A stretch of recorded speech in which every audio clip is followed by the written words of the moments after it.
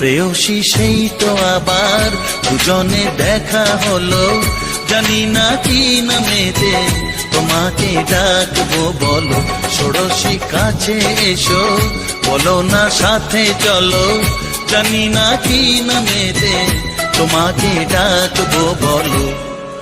চোখের তারায় কি জাদু, মুখের হাসি কি মধু, এমন আগুন আগে তো দেখিনি।